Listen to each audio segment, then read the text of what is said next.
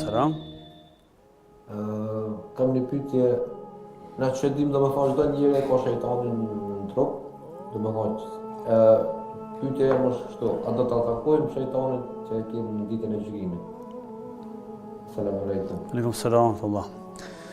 Çdo njeri ka shejtanin në trup, a kena me taku botën tjetër të shejtanin? E vërtet, çdo njeri e ka nga një kaft lartë. Qarin e ka quajtur Allahu. Qarin është shoqërues. Ka ardhur në hadith edhe në Kur'an. Qarin është shoqërues.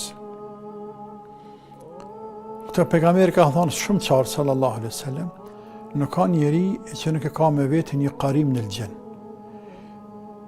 E që e mësën për keq, e nëzit për keq. Ka thënë ja Rasulullah, as teja, ka thënë as unë.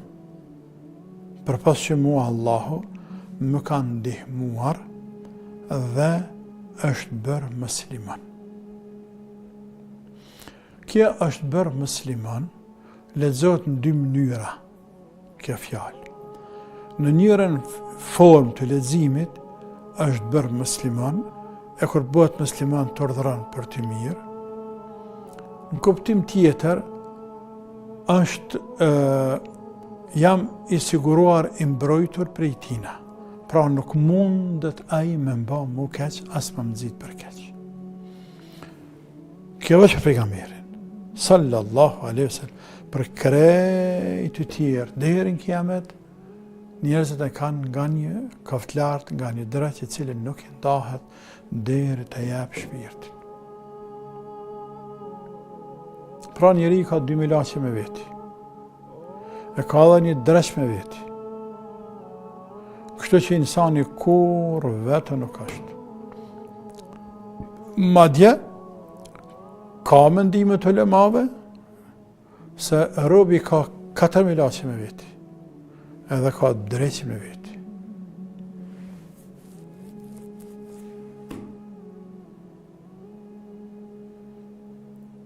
Dy milaqe të cilat e shënojnë, mund i shënojnë sevapet dhe gjëna hadjat të majtë, dhe dy milaqe tjera të cilat e ruajnë atë. Lehum aqibatun min bejni idejhi u në khalfi jahfedhunuhum min amrillah.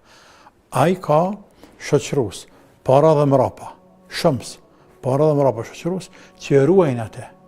Bi emrillah me lejnë Allahut. Të këtë koranore kanë thonë disa ulemat të selefit, se robi ka 4 milaqe. 2 ka para, të cilat janë milaqe djathtë dhe majtë, që shënën sevapet dhe gjënahet, edhe 2 milaqe tjera të cilat shkojnë 5.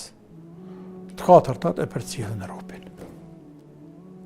E ka dhe kaftlartin, i cili i shkan insanit për mazdeje në kiamet. E ta në ditën e kiametit takohet me ta sepse ka me qëru hesape me ta.